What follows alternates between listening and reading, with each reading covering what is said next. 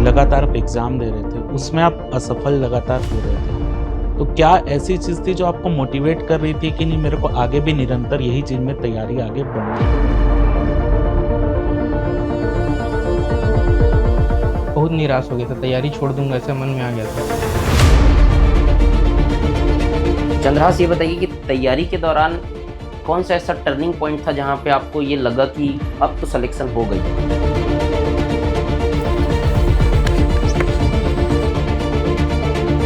Photo को निकाला, उसमें एडिट किया और लिखा रैंक 1 सुपरिटेंडेंट चंद्रहास साहू, और मैं स्टूडियो गया, उसको प्रिंट करा के लाया और चिपका लिया।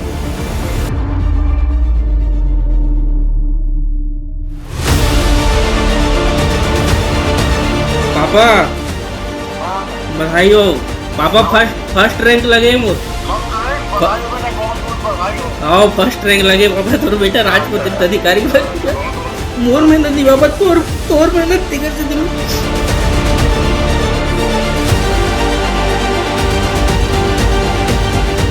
टॉपर स्टूडेंट की तैयारी में और एक एवरेज स्टूडेंट की तैयारी में क्या डिफरेंस होता है जो मेन आपको क्या लगता है उस समय क्या गलती हो रही थी एक दो जो आप बाद में उसको सुधारे और इस मुकाम तक पहुंचे?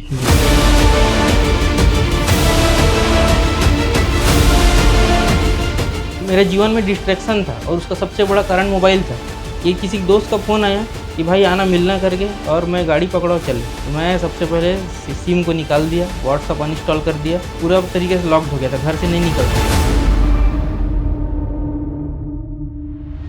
कोई एक ऐसा स्टूडेंट खड़ा है जो डेली 6-7 घंटे पढ़ाई कर रहा है जी। और उसको पढ़ाई करने के बाद हर दिन या हर 1-2 दिन के गैप में ऐसा लगता है कि अब सिलेक्शन नहीं होगा, दूर है, नहीं हो पाएगा मेरे से, तो उसको क्या सलाह देना चाहेंगे आप?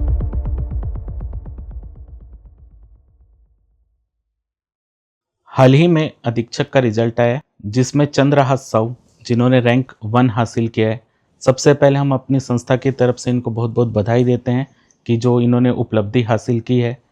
चंद्रहास से एक नॉर्मल सा सीधा सा क्वेश्चन जो हर स्टूडेंट के लाइफ में होता है, आप अपनी जर्नी बताइए जी। कि आपने तैयारी कब चालू की, जी ना केवल अधीक्षक की, ओवरऑल आपकी जर्नी कैसे रही वो बताइए। सर, थोड़ा ब्रीफ में बताता हूँ सार में कि 2017 में मैं ग्रेजुएशन कंप्लीट किया, और 2017 के ग्रेजुएशन के बाद ही मैं पीएससी की तैयारी करने बिलासपुर चले गया। और उस समय तो एलिजिबल नहीं था, 21 साल मेरा हुआ नहीं था, तो तैयारी करने बिलासपुर चले गया। उसके बाद अटेम्प्ट पे अटेम्प्ट देते गया, 2 अटेम्प्ट में नहीं हुआ मेरा। 2 अटेम्प्ट देने के बाद मैं युवा था तो एक दिल्ली जाने का भी मन था, यूपीएससी तैयारी कर लेते हैं करके, तो दिल्ली चले गए और 6 महीना तैयारी किया, कोरोना लग गया तो घर आ गया मैं। फिर यूपीएससी का एक ही अटेम्प्ट दिया, फिर समझ गया कि मेरे लेवल का नहीं है, बेस तैयार नहीं है, तो सीजीपीएससी के लिए अटेम्प्ट ट्राई करते हैं करके। तो फिर 2020 में मैं प्रीलिम्स दिया तो निकल गया। फिर मेंस दिया मैं, और मेंस दिया तो नंबर ठीक आया था लेकिन इंटरव्यू कॉल नहीं आया। फिर लगातार मतलब 21 में मेंस दिया था मैं, फिर 22 में, 23 में, 24 में प्रीलिम्स दिया, तीनों बार प्रीलिम्स नहीं निकला सर। तो प्रीलिम्स नहीं निकला तो फिर इतना हताश हो गया था मैं कि मेंस दे के बैठा हूँ, फिर प्रीलिम्स नहीं निकला 3 बार, तो बहुत निराश हो गया था, तैयारी छोड़ दूंगा ऐसा मन में आ गया था। लेकिन दोस्त यार हैं और घर वाले बोले कि नहीं तू तैयारी कर, बन सकता है, तेरे में है क्षमता करके। तो फिर एक अटेम्प्ट दिया, फिर 2025 में जो प्रीलिम्स हुआ निकला था, और मेंस दिया लेकिन इंटरव्यू नहीं पहुंच पाया। तो फिर एक निराशा के जाल में, मतलब चक्रव्यूह में फंस गया हूँ पीएससी करके ऐसा लग रहा था। लेकिन मैं इतिहास और सोशियोलॉजी में एमए किया हुआ था, और ईश्वर की कृपा ही बोलूँ इसको कि अधीक्षक का पद अचानक आ गया, और शैक्षणिक योग्यता के लिए उसमें सोशियोलॉजी मांगा था। तो मेरे लिए सुनहरा अवसर टाइप का लगा मेरे को, और मैं बोला अब प्रीलिम्स भी था सामने और अधीक्षक का एग्ज़ाम भी 18 जनवरी को, तो मेरे को दोनों में से एक चयन करना था। तो मैं बोला भाई प्रीलिम्स मेंस देते ही रहते हैं, जो आया है पद वो भी सेकंड क्लास ऑफिसर है, तो मेरे को पूरा फोकस अपना इस पे करना चाहिए करके। तो मैं पूरा फोकस अधीक्षक पे किया और आज परिणाम सामने है सर। बहुत बहुत बधाई। धन्यवाद। बहुत बहुत बधाई हो चंद्रहास। ठीक है चंद्रहास, ये बताइए आप टॉपर स्टूडेंट हैं और एक टाइम रहा होगा जब आपके भी मार्क्स एवरेज आते रहे होंगे जी और कई बार आप फेल भी हुए होंगे। जी। तो आपको आपने पूरी जर्नी तय की है एक एवरेज स्टूडेंट से एक टॉपर तक की। जी। तो आप ये बताइए स्टूडेंट्स को कि एक टॉपर स्टूडेंट की तैयारी में और एक एवरेज स्टूडेंट की तैयारी में क्या डिफरेंस होता है, जो मेन 2-3 डिफरेंस होते हैं आपने खुद जो महसूस किए हैं जी। अपने लाइफ में? सर, जैसे कि मैंने पहले ही बताया कि मैं 2017 से तैयारी कर रहा हूँ और अभी 26 आ गया है। तो खैर 2017 में तो एलिजिबल में था नहीं, और एवरेज स्टूडेंट ही रहा हूँ सर। 70% वो 65% ही स्कूल कॉलेज में बनते आया है। उसके बाद पीएससी की जर्नी में तो तैयारी धीरे धीरे किए, है ना।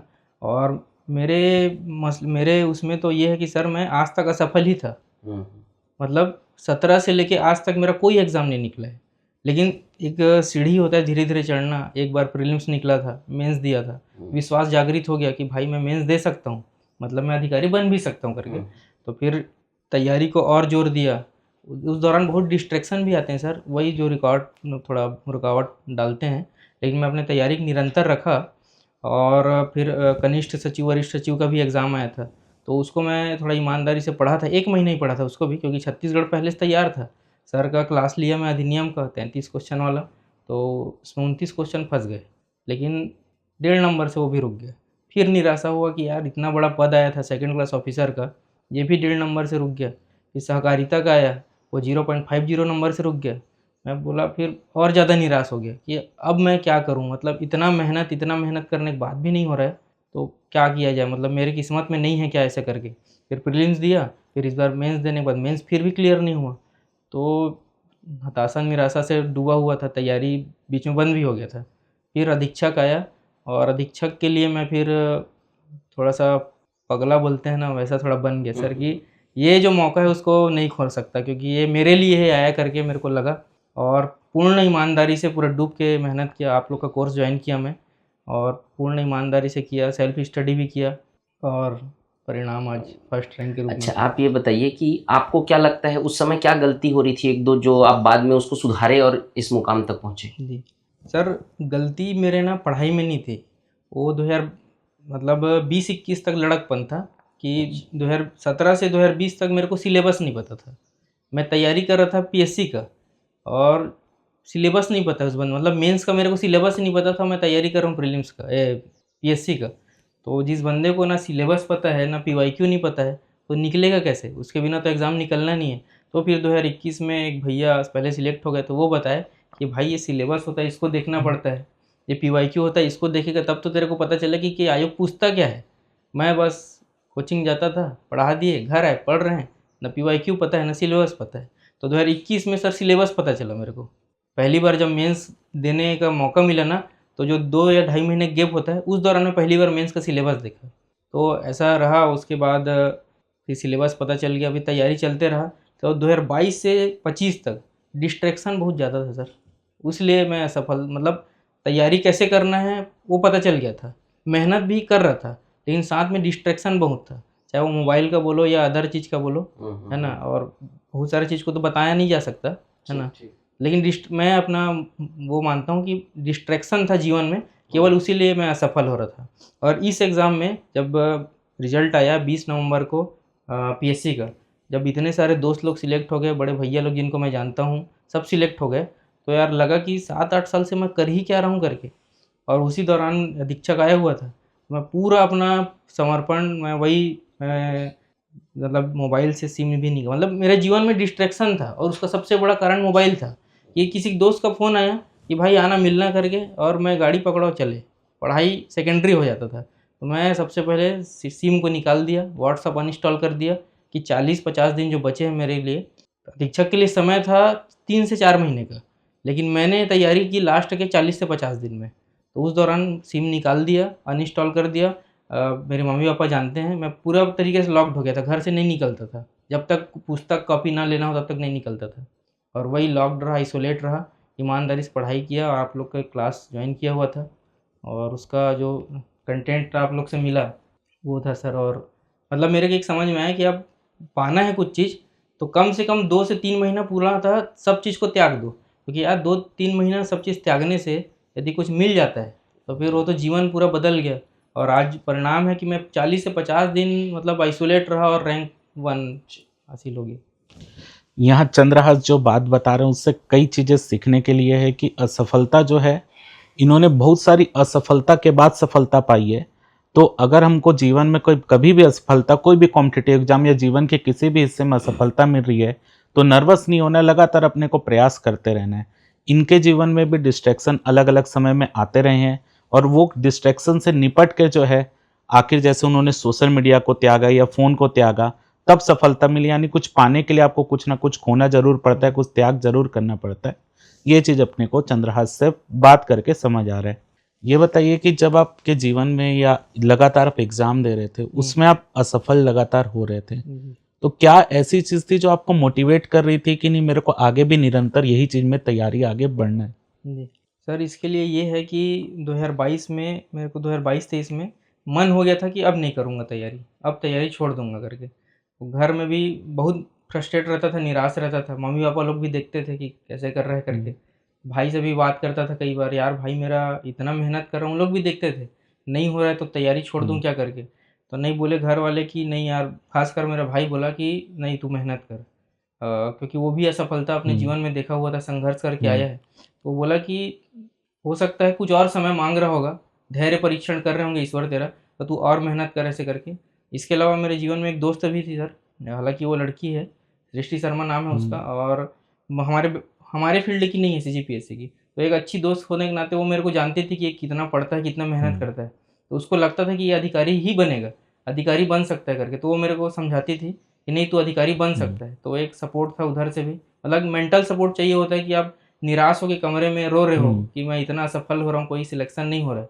तो वो समझाती थी कि नहीं तेरा होगा, तू तैयारी कर करके। तो ये घर वाले और दोस्त यार हैं, उनका मतलब बहुत ज़रूरी होता है मेरे हिसाब से कि बैकबोन के रूप में खड़े रहें कि नहीं तू कर, हम लोग हैं, देख लेंगे। लगातार लाइफ में भी कोई समर्थन देने वाला बहुत जरूरी बहुत होता है, ज़रूरी है। क्योंकि जीवन में उतार चढ़ाव सबके जीवन में चलता है, लेकिन एक पुश पीछे से मिल जाता है तो जीवन में आप सफलता हासिल कर सकते हैं। चंद्रहास, ये बताइए ऐसी कौन सी डेली हैबिट थी, आप काफी सारी चीजें करते रहे होंगे, दिन भर में आपका पूरा टाइम टेबल सेट रहा होगा, ऐसी कौन सी डेली हैबिट है जो बाकी छात्रों से आपको अलग बनाया, जिसने आपको अलग बनाती है? सर, अधीक्षक एग्ज़ाम के पहले मैं फुल्ली डिस्ट्रैक्ट था। अपन जो नॉर्मल विद्यार्थी के साथ होता है, क्योंकि मैं भी नॉर्मल रहा हूँ तो मेरे को पता है, हम जोश में रहते हैं, हमको अधिकारी बनना है। लेकिन हमारा दिनचर्या इतना बेकार होता है कि हम उठते हैं आराम से। भाई एक विद्यार्थी हो, यदि रात में नहीं जग के पढ़ रहे हो तो सुबह 5-6 बजे उठ के पढ़ना शुरू कर दो, क्योंकि विद्यार्थी के जीवन में कोई दूसरा काम तो है नहीं। लेकिन हम उठ रहे हैं 7-8 बजे और बिस्तर में आँख खुल रहा है और हम मोबाइल देख रहे हैं, यूट्यूब और व्हाट्सएप। यही मैं कर रहा था और मेरे हिसाब से एक एक्सपीरियंस करता है, मैं जहाँ तक देखा हूँ, क्योंकि मैं भी बिलासपुर में रहा हूँ 2-3 साल, तो मैं देखा हूँ। तो ये सब चीज़ था। उसके बाद अधीक्षक में जो मैं किया उसको बताता हूँ सर। अधीक्षक के लिए मैं 2022 में मैं जगदलपुर गया हुआ था। तो वहाँ आदिवासी वाले बच्चे लोग को देखा, वो खिलखिला रहे थे। मतलब उनके जीवन में संसाधन का इतना कमी है, किसी का कपड़ा फटा है, कोई चप्पल नहीं पहना है, किसी पर बस्ता नहीं है, लेकिन उनके खुशी को देखा मैं कि उसके बाद उनका चेहरा खिलखिला रहा है। तो गाड़ी रोके और उनके साथ फोटो खिंचाया। मैं बीच में था, आजू बाजू बच्चे थे, और अधीक्षक का पोस्ट है और ये बाल देख रेख संस्था का पद है सर। बाल देख रेख संस्था में ही जाना है। तो मैं गया स्टूडियो, मतलब मेरे रूम में चिपका हुआ है, फ़ोटो को निकाला, उसमें एडिट किया और लिखा रैंक 1 सुपरिटेंडेंट चंद्रहास साहू, और मैं स्टूडियो गया, उसको प्रिंट करा के लाया और चिपका लिया दीवार में। अब मेरा जो सुबह होता था वो मोबाइल से नहीं होता था, सुबह उठता सीधा उसको देखता, रात में सोने से पहले उसी फोटो को देखता, और दिन भर वही मैनिफेस्टेशन सर की रैंक 1, मतलब आपको सामने में दिख रहा है रैंक 1 सुपरिटेंडेंट चंद्रहास साहू। भाई यदि जो चीज़ हम डेली देख रहे हैं तो बोलते हैं कि यूनिवर्स को आप जो दोगे वैसा वो लौटाएगा। तो वो देखते देखते वो काम कर गया सर और रैंक 1 लग गया। ये चंद्रहास बता रहे हैं एक बहुत अच्छी चीज़ कि बहुत सारे स्टूडेंट इस डिस्ट्रैक्शन को फेस करते हैं, जो सोशल मीडिया का जो डिस्ट्रैक्शन है, उसमें इन्होंने बहुत कुछ बदलाव किया अपनी तैयारी में, वहाँ पर बहुत कट आउट किया उसको। बाकी जो चीज़ें हैं जो इनको तैयारी में बाधा उत्पन्न कर रही थी, उसको उन्होंने साइड किया, और उसके बाद परिणाम आपके सामने है। जैसे चंद्रहास आपने बताया कि आप PSC का एग्ज़ाम, आप मेंस का एग्ज़ाम दिए हुए थे, रिजल्ट आने वाला था अधीक्षक के एग्ज़ाम के पहले जी। और मुश्किल से 40 दिन बचा था, जब आप 40 से 50 दिन जिसमें आपने अधीक्षक के एग्ज़ाम की तैयारी की होगी। तो वो 40 से 50 दिन, जैसे अभी मंडी उप निरीक्षक का भी पेपर आने वाला है, भी मुश्किल से 40 से 50 दिन ही बचे हुए हैं। तो आप ऐसे स्टूडेंट को क्या एडवाइस देना चाहेंगे कि जो 40 से 50 दिन जो आपने किया, आप उनको क्या एडवाइस देना चाहेंगे कि वो भी ऐसा करके रिजल्ट पा सकते हैं? ऐसा क्या चमत्कार आपने किया? देखिए सर, मेरे मसले में ये था कि मेरे पास कोई जॉब तो नहीं था, ना गवर्नमेंट जॉब ना प्राइवेट जॉब। तो मैं एक विद्यार्थी था, केवल फुल फ्लेजेड विद्यार्थी, पढ़ाई करना है। तो उनके लिए मैं बता सकता हूँ अच्छे से कि यदि 40 दिन जैसे मैं किया, मतलब 7 दिसंबर को अमीन पटवारी का पेपर दे के मैं आया और मेरे दोस्त के पास बिलासपुर में फ़ोन लगाया, नवीन देवांगन नाम है उसका। मैं फ़ोन लगाया, भाई मैं सुपरिटेंडेंट का फॉर्म डाला हूँ यार और अमरदीप सर का क्लास भी लिया हूँ। क्लास लिया हूँ, उसके बावजूद मूर्खता ये कर रहा हूँ कि अभी तक नहीं पढ़ा हूँ। मैं ईमानदारी से उसको बोला कि नहीं पढ़ रहा हूँ। तो वो बोला कि भाई जब लिया है तो तू पढ़ क्यों नहीं रहे, है ना। मैं ऐसा नहीं कि वीडियो एक दो चार वीडियो देखा था मैं, लेकिन जो ईमानदारी से जैसे बाकी लोग पढ़ रहे होंगे, अक्टूबर से क्लास चालू था तो भैया वो तो ईमानदारी से अक्टूबर से पढ़ रहे हैं और मैं इधर पीएससी के नशे में मदहोश था। वो मेंस वाले पीएससी कि यार दोस्त लोग कोई अधिकारी डीएसपी बन रहा है, कोई नया तहसीलदार करके। तो फिर होश आया, वो बोलता है कि देख भाई ये इतना शानदार पद है अधीक्षक का, सेकंड क्लास ऑफिसर है, इसको तू मत छोड़, प्रीलिम्स निकले या मत निकले प्रीलिम्स छोड़ दे, उसको देखा जाएगा, लेकिन अधीक्षक का पद है ऐसा करके। तो वो बताया कि मार्केट में ये बुक है करके, तो वो बताया, फिर मैं मार्केट से बुक भी ला लिया। और उसके बाद फिर मैं बोला कि भाई सर का क्लास जो है इतने लोग देख के बैठे हैं, मैं केवल बुक पढ़ूंगा, मतलब मेरा नहीं होना है। मतलब दिमाग में आ गया कि भाई मैं एक तरफ, भाई बुक भी जो छापे हैं इतना जल्दी में छपा हुआ है, ऐसा नहीं मैं उनका विरोध नहीं कर रहा हूँ, बुक जरूरी है, टेबल में बुक रखना जरूरी है क्योंकि एक कॉन्फिडेंस देता है कि मेरे पास बुक है करके, वो भी जरूरी था। लेकिन क्लास देखना जरूरी है क्योंकि क्लास जो लिए हैं वो कहीं ना कहीं तो मेरे से ऊपर रहेंगे, है ना। मैं क्लास भी देख, साथ में 3-4 घंटा क्लास देखता था, बाकी फिर मेरे लिए सर स्लॉट बता देता हूँ पढ़ाई का, फिर दिनचर्या बताऊंगा। 3 से 4 घंटा क्लास देखना रहता था, जिसमें आपका क्लास रहता था अधिनियम का और सर का रहता था बाल मनोविज्ञान का क्लास। ये क्लास देखना ही है और प्रॉपर नोट्स बनाना है। ये नहीं कि आप लोग पीडीएफ प्रोवाइड कराते हो, मैं पीडीएफ के भरोसे नहीं, क्योंकि 7-8 साल में पीडीएफ ही तो देख रहे थे, वो कहाँ मोबाइल ही में पीडीएफ हो। एक मिनट, हमारे क्लास पे ये बहुत कॉमन प्रॉब्लम है कि बच्चा जब क्लास लेता है वो क्लास देखता बाद में पीडीएफ पहले मांगता है। तो हम भी, आप कई बार क्लास में सुने भी होंगे, मैंने पीडीएफ के लिए या सर ने बहुत बार बोला है कि पीडीएफ के ऊपर डिपेंड रहना जरूरी नहीं है, क्योंकि शॉर्ट नोट्स बनाना भी जरूरी है। आप अपना जब तक नहीं लिखेंगे तो तैयारी नहीं हो पाएगी। तो सर वही है कि प्रॉपर में समय, नोट्स बनाने में समय लगता है। जब 2 से 4 दिन हुआ ना, क्योंकि मेनली मैं 7-8 दिसंबर से शुरू किया, अब भाई क्लास भी देखना है और नोट्स भी बनाना है, तो समय लग रहा है क्योंकि नोट्स। तो फिर दिमाग बोलता था, और ह्यूमन नेचर है, वो बोलता था भाई तेरे पास इतना कम समय है, एक काम कर, वीडियो देख, पीडीएफ पढ़ लेना, ठीक। लेकिन मेरे को फिर वही 7-8 साल का असफलता याद है कि तेरा रीज़न तो वो भी है कि आखिर में पीडीएफ के भरोसे तू बैठा था। तो मैं बोला नोट्स बनाऊंगा, समय लगेगा, तो अभी 8 घंटा पढ़ रहा हूँ, 12 कर लूँगा, लेकिन नोट्स बनाऊंगा। तो 3-4 घंटा वीडियो देखना, साथ में नोट्स बना के 4-5 घंटा हो जाता था। इसके अलावा बुक पढ़ना, जो अलग से छत्तीसगढ़ वगैरह कुछ देखना है तो वो 2-3 घंटा। इसके अलावा सर मैं पीवाईक्यू को सबसे ज़्यादा ध्यान दिया था। मार्केट से आपने भी बोला था कि मार्केट में जो भी पीवाईक्यू है लेके आ जाओ। मैं मार्केट गया, 2 पीवाईक्यू बुक लाया, तो प्रॉपर 3 घंटा में रोज पीवाईक्यू देता था। और ये था सर, और उस दौरान जो 40 दिन में मैं ये किया कि एक विद्यार्थी के पास जैसे केवल तैयारी कर रहा है तो उसको बस सोना है, प्रॉपर 7-8 घंटा सो ले आप, और कम को जो सोना चाहते हो कम सोए, ज़्यादा सोना है वो ज़्यादा सो ले, सो आप, खाना खाओ और जो दैनिक दिनचर्या है वो करो। उसके अलावा जो 24 घंटे में जो आपके पास जितना भी समय बच रहा है केवल पढ़ाई करना है, क्योंकि वर्तमान में कंपटीशन इतना ज़्यादा हो गया है कि आपको दिन रात तो करना पड़ेगा, और ख़ासकर लास्ट के जो 40-45 दिन होता है उसमें। तो मैं सर एकदम मतलब फुल आइसोलेटेड हो गया था, और मैं वही, मेरे मम्मी पापा भी जानते हैं, मैं उन 2 के अलावा अब 40 दिन में किसी की नहीं जानता, मेरा ये हो गया था। तो उस लेवल में तैयारी किया मैं, और रैंक 1 का तो पता नहीं रहता, तैयारी है और संयोग था सर, इसलिए यहाँ तक पहुँच। जैसे इन्होंने बताया कि एक तो इन्होंने मैनिफेस्टेशन किया था कि उन्होंने चिपका लिया था, उनका दिमाग लगातार वही इनपुट ले रहा था कि मेरे को यही करना है। दूसरा चीज, जो 40 दिन इन्होंने तैयारी की वो लगातार कंटिन्यू बैठ के कि इन्होंने जो बाकी डिस्ट्रैक्शन तो उसको सबको साइड में रखा। और कई बार क्या होता है कि जब अपन तैयारी करते हैं, जब उसी समय कई सारे फंक्शन होते हैं, फैमिली फंक्शन, नहीं जाओ तो वहां पर अलग सुनने के लिए मिलता है, लेकिन वो सब चीज को इन्होंने साइड किया और पूरा फोकस किया। सर मेरा ये था सर, जैसे फैमिली फंक्शन हो गया, इस दौरान मेरे दोस्त का एक सगाई भी था, अच्छा मित्र है मेरा, और कुछ और भी फंक्शन थे।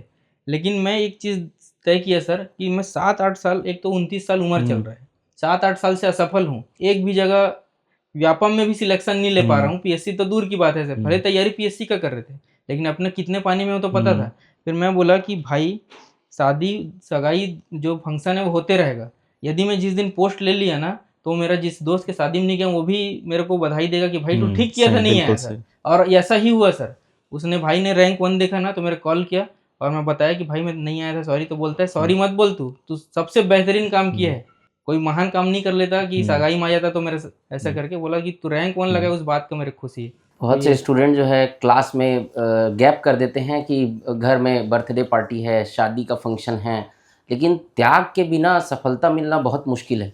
चंद्रहास बता रहे हैं कि उनके दोस्त की शादी उन्होंने छोड़ी थी। हमेशा प्रायोरिटी सेट करना बहुत ज़रूरी है, अक्सर हम लोग क्लास में इस चीज़ को बताते रहते हैं। तो चंद्रहास ये बताइए कि तैयारी के दौरान कौन सा ऐसा टर्निंग पॉइंट था जहाँ पे आपको ये लगा कि अब तो सिलेक्शन हो गई? सर ये अधीक्षक का ही था, मतलब अधीक्षक का जिस दिन मैं सर वो प्रिंट निकलवा के आया और उसमें लिख दिया था, वो बच्चों के साथ फोटो है, उसको आप लोग देखिएगा जरूर, है ना, तो उसमें मैं लिख दिया था रैंक 1 सुपरिटेंडेंट चंद्रहास साहू। तो वो सर मेरे को इतना माइंड में ट्रिगर करता था कि भाई ये मेरे लिए ही आया ये पद, और मैं अपने मम्मी पापा को बार बार बोलता ही भी था कि पापा मैं इसमें लगा ही लूँगा, मतलब ये पद मेरे लिए ही आया, मैं यही बात बोलता था। और मेरा एक अच्छा आदत सर 1 जनवरी से ये बना कि बहुत सारे गलत चीज़ों में इन्वॉल्व था मैं, तो मैं बोला भाई ये सब कुछ छोड़ना पड़ेगा, और 1 जनवरी से ना 2026 से मैं अपने माता पिता का रोज उठता हूँ और चरण स्पर्श करता हूँ। तो वो एक बहुत बड़ा मोटिवेशन होता है कि रोज़ रोज़ उनके जाता हूँ चरण में, और मेरी मम्मी एक ही आशीर्वाद देती है कि बेटा, मतलब छत्तीसगढ़ी में बोलती है कि ते हाँ अधिकारी बनबे और तो रैंक 1 लगी। मेरी मम्मी भी बैठी है, आप सोच वही लीजिएगा। आशीर्वाद काम हाँ, आया। और डेली सर मैं पैर छुआ उनका मुंह से एक ही शब्द निकलता था कि ते बेटा अधिकारी बनबे तो रैंक 1 लगी। और वो सर अभी रिजल्ट आया और वो सच में अब संयोग बोलो ईश्वर का आशीर्वाद है, माता पिता का आशीर्वाद हमेशा साथ ही रहते हैं। हाँ, वही जीवित ईश्वर है सर। बिल्कुल सही। ये बताइए कि जैसे आप तैयारी कर रहे थे, तो तैयारी के दौरान क्या होता है कि हम कोई भी किसी दूसरे आदमी को देख के ही अपनी तैयारी चालू करते हैं, कोई ना कोई मोटिवेट करने वाला होता ही है तैयारी चालू। तो आपके रोल मॉडल कौन थे और किन को देख के आपने तैयारी प्रारंभ की अपनी? सर जैसे 12वीं का बता रहा हूँ, 2014 में 12वीं पास किया और वो दौर था इंजीनियरिंग का सर। उस दौरान गली मोहल्ले में क्या करना है तो इंजीनियरिंग करना है, हर जगह इंजीनियर, क्योंकि जगह जगह इंजीनियरिंग कॉलेज थे। तो मेरे एक भैया थे जो इंजीनियरिंग कंप्लीट कर चुके थे, तो वो बोलते हैं कि देख भाई इंजीनियरिंग करना अच्छी बात है, लेकिन उसके बाद का क्या, मैं भी तो कर लिया हूँ लेकिन उसके बाद क्या हो रहा है। तो वो बोलते हैं कि उसके बाद का सोच, फिर इंजीनियरिंग करना। यदि इंजीनियरिंग के बाद तेरे को पता है कि क्या करना है तब इंजीनियरिंग कर। तो वो बताया कि देख ऐसा ऐसा भी चीज़ होता है, बीएससी कर ले, एमएससी कर ले, पीएचडी कर लेना। फिर कोई बताया बीएससी कर ले 3 साल ग्रेजुएशन, फिर पीएचडी की तैयारी करना, सीधा अधिकारी बनेगा। मैं बोला भाई सीधा अधिकारी बनेंगे, मतलब बीएससी कर लेते हैं। ये नहीं पता है कि बीए कर कुछ भी करके आप पीएचडी कर सकते हैं, ये भी नहीं पता था। अब मैं मैथ्स वाला था तो भैया बोले बीएससी कर ले, बीएससी कर लेना। मैं बीएससी में ज्वाइन कर लिया। फिर बोले दिमाग में वही था जैसे ग्रेजुएशन कंप्लीट होगा पीएचडी की तैयारी करना है। तो ग्रेजुएशन कंप्लीट हुआ, मैं तैयारी करने चले गए बिलासपुर। और मैं वही बताया सर, जोश युवा जोश रहता है, खून उबाल मारते रहता है, तो वही चल दिए और तैयारी बस मदहोश हो गया, तैयारी कर रहे हैं एकदम दबा के, लेकिन सिलेबस नहीं पता था इसलिए असफल हो रहे थे। तो ये था सर। और जो प्रेरणा स्रोत बने बाद में वो मेरे भाई बने, क्योंकि उनका जो संघर्ष है जीवन में, वो मतलब वो सिकल सेल पेशेंट है सर, और उनको हर 3 महीने में, हर 6 महीने में ब्लड लगता था, और उसके बावजूद उन्होंने 10वीं में गोल्ड मेडल हासिल किया। और उसके बाद उनका एक जीवन में सपना था कि वो सिकलिन में जिस बीमारी से मैं जूझ रहा हूँ उसी पे मैं रिसर्च करूँगा करके, और आज वो उसी पे बीमारी पे ही रिसर्च किए, और वो एम्स के पहले पीएचडी होल्डर भी हैं और आज बन चुके हैं, डॉक्टर बन चुके हैं। अभी हैं क्या अवेलेबल वो थोड़ा सर है ना स्टूडेंट्स लोग के लिए, वो भी मोटिवेशन साबित हो सकते हैं उनका जो जर्नी आप बता रहे हैं उसके हिसाब से। तो 2 मिनट के लिए यहाँ आ सकते हैं क्या, अवेलेबल हैं घर में? जी बुला लूँ, बिल्कुल भाई। नाम क्या है सर आपका? मेरा नाम है डॉक्टर तरुण साहू। डॉक्टर तरुण साहू। तो सिकल सेल पे आपने जैसे चंद्रहास ने बताया कि रिसर्च किए हैं आप जी। तो उस रिसर्च में किन किन चीज़ों को, मतलब आप उस चीज़ से जूझे भी हैं, स्वयं भी उस चीज़ को फेस करके निकले हैं जी। तो क्या लगता है किन किन चीज़ों की सावधानी आपको, मतलब बच्चों को रखनी चाहिए, जो तैयारी करने वाले बच्चों उनको भी क्या संदेश देना चाहेंगे आप अपने पूरे रिसर्च जर्नी का, पीएचडी किए हैं? जी एक्चुअली सर मैं खुद एक सिकलिंग पेशेंट हूँ, सिकल सेल डिसीज़ जिसको बोलते हैं, है ना। तो बेसिकली तो मेरा रिसर्च सिकल सेल पे भी है, प्लस मैं ब्रेन पे रिसर्च किया हूँ। मेरा जो मेन जो रिसर्च ऑब्जेक्टिव था वो ब्रेन पे था, और उसमें भी ब्रेन में भी अलग अलग कंपोनेंट्स होते हैं। तो मेजर मेरा जो रिसर्च था वो कॉग्निटिव इम्प्रूवमेंट था। कॉग्निटिव मतलब पढ़ना लिखना, आम बोलचाल, मतलब जो भी हमारे रोज़मर्रा की जो काम में यूज़ होता है ब्रेन, उस पे मैंने रिसर्च किया है सिकल सेल पेशेंट पे। तो मैं आपको सिकल सेल पेशेंट के पर्सपेक्टिव से नहीं बताऊंगा, आप विद्यार्थी के पर्सपेक्टिव से पूछ रहे हैं। तो मैं ये बताना चाहूँगा कि आप एक तो तैयारी कर रहे हैं ना, तो जैसा चंद्रहास ने बताया कि सबसे बड़ी जो चीज़ होती है वो डिस्ट्रैक्शन होती है एक विद्यार्थी जीवन में। तो सबसे पहले तो आप जितने भी आपके डिस्ट्रैक्शंस हैं, है ना, उनको आप पहले साइड हटाइए और एक पिक्चराइज कीजिए। एक्चुअली ये सब चीज़ें मैं पीएचडी के दौरान समझ पाया, इससे पहले नहीं समझ में आता था। जब मैंने ब्रेन पे पढ़ना स्टार्ट किया, ब्रेन को समझा कि ह्यूमन ब्रेन कैसे काम करता है, तब मुझे ये एक्चुअल समझ में आया। हमारा जो ब्रेन है ना, वो एक फैक्ट पे याद करने की कोशिश नहीं करता। कुछ भी आप एक मोबाइल नंबर दोगे, आपका ब्रेन सिर्फ विद इन कुछ सेकंड्स के लिए याद रख पाएगा उसको, उसके बाद वो भूल जाएगा। उसको हम बोलते हैं वर्किंग मेमोरी। एक होता है हमारा लॉन्ग टर्म मेमोरी, है ना। तो आपको क्या चाहिए, लॉन्ग टर्म मेमोरी में चाहिए, आपको तो स्टोर करना है भाई, आपको एग्ज़ाम दिलाना है ना। तो सबसे पहले आप क्या करेंगे कि जितने भी डिस्ट्रैक्शन है उनको आप हटाइए अपनी लाइफ से। आपका एक मेन गोल होना चाहिए, मोटिव होना चाहिए कि मुझे ये चीज़ अचीव करना है, यानी ये चीज़ अचीव करना है। और उसको आप विजुलाइज करना स्टार्ट करिए अपने ब्रेन में। सबसे पहली बात, हमारे ब्रेन में एक वो होता है, पार्ट होता है जिसको हम बोलते हैं हिपोकैम्पस। हिपोकैम्पस ही जो एरिया है, वहाँ पे हमारा मेमोरी फॉर्म होता है, नए न्यूरॉन्स बिल्ड होते हैं। जब हम कुछ नया पढ़ते हैं, नया कुछ सीखते हैं, तो वो नए कनेक्शंस बनते जाते हैं हमारे ब्रेन में, है ना। तो मैं यही बोलूँगा कि आप जितना हो सके आप जो पढ़ रहे हैं उसको रिवीजन कीजिए।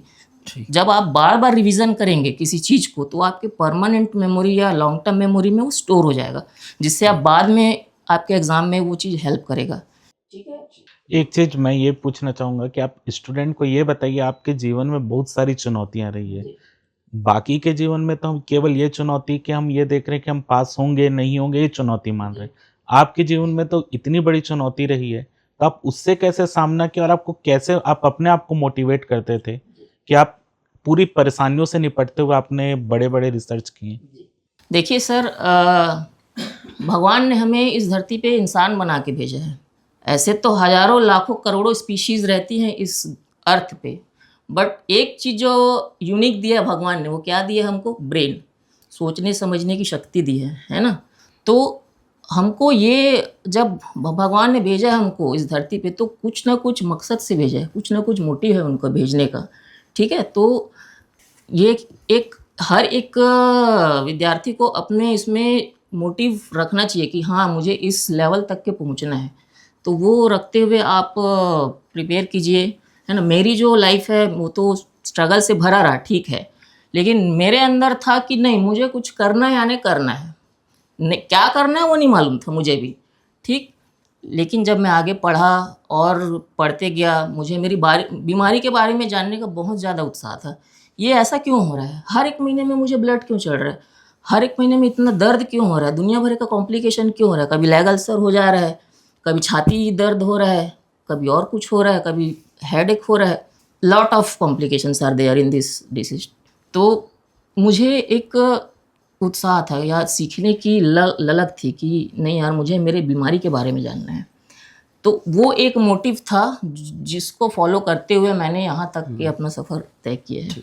एक चीज़ इसमें ये आपने बहुत अच्छी चीज़ बोली कि जैसे स्टूडेंट जब कोई भी चीज़ पढ़ रहा है, वो उसको जब वो जानने की उसमें इच्छा जाहिर होगी, तब वो चीज़ को बेहतर समझ पाएगा। लेकिन हमारे यहाँ क्या होता है, जो पेपर ना निकलने का जो मेरे को मेन कारण लगता है कि हम रटने की ज़्यादा कोशिश करते हैं। जिज्ञासा, हाँ, क्यूरियोसिटी। तो अगर हमारी जिज्ञासा नहीं है उस विषय में, तो वो हमको मज़ा नहीं आएगा। मैं वही बताया सर आपको, हमारे जो ब्रेन का जो एरिया हिपोकैम्पस है, वो फैक्ट को नहीं याद रख पाता, वो सिर्फ शॉर्ट टर्म मेमोरी में स्टोर करता है, बाद में डिलीट कर देता है उसको, क्योंकि हमारे ब्रेन को लगता है कि वो हमारे लिए ज़रूरी नहीं है, इसलिए उसको डिलीट कर देते हैं। लेकिन जब हम उसको पिक्चराइज कर लेते हैं, उसको किसी इमोशन के साथ जोड़ देते हैं ना, तो वो अपना लॉन्ग टर्म मेमोरी में परमानेंटली स्टोर हो जाता है। सेम चीज जैसे मूवी देखते हैं हम लोग, तो मूवी हमको वो याद रह जाता है। अभी आप बोलोगे कि कोई कोई पैराग्राफ हो, उसको याद कर, कोई याद नहीं रखेगा। लेकिन अगर वही कोई सॉन्ग हो, गाना हो, उसने देखा है, उसने विजुअलाइज किया है, सुना है, उसके सारे सेंसेस एक्टिव थे,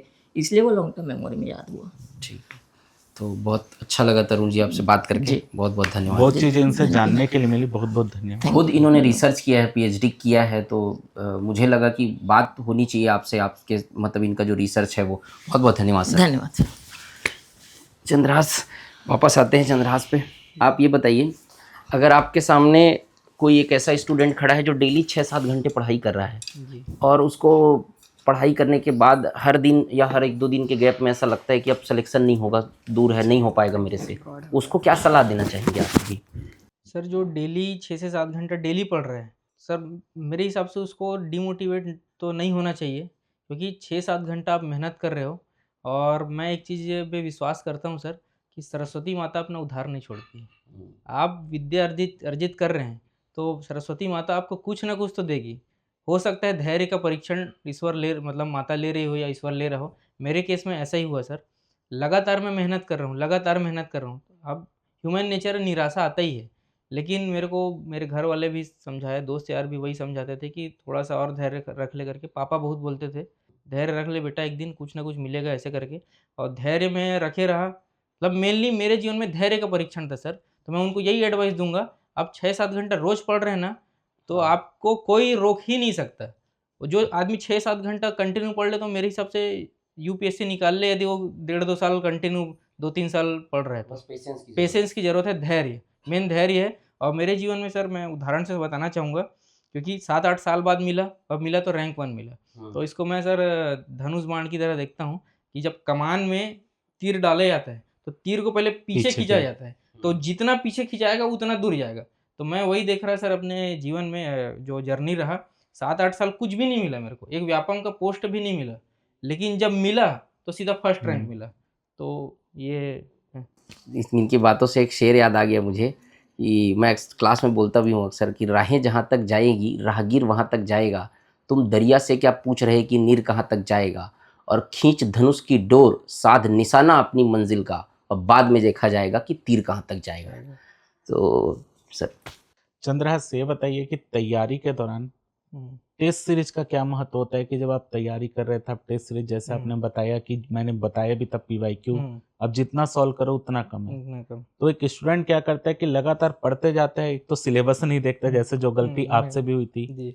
उसको सिलेबस पता नहीं रहता और वो क्या करता है, पढ़ाई छोड़ के सिर्फ एमसीक्यू मारने चला जाता है। हुँ, तो क्या बिना पढ़े हुए एमसीक्यू मारना हुँ। ज्यादा सही है या पढ़ के एमसीक्यू मारना ज्यादा सही है? और दूसरा, एक टेस्ट सीरीज कितना महत्व रखता है एक जी। सफल विद्यार्थी के लिए? जी। सर मैं दोनों, आप 2 पहलू पूछे, मैं दोनों पहलू को बताऊँगा। मैं दोनों पहलू पे काम किया हूँ, हुँ। इसलिए बताऊँगा। अब मेरे केस में ये हुआ कि अब पहले टेस्ट सीरीज़ का बता देता हूँ हुँ। क्या महत्व है। आप जो है पढ़ लिए बुक से, कोचिंग क्लास से वीडियो देख के नोट्स बना लिए, लेकिन आपको यही नहीं पता है कि क्वेश्चन आता कैसे है, हुँ।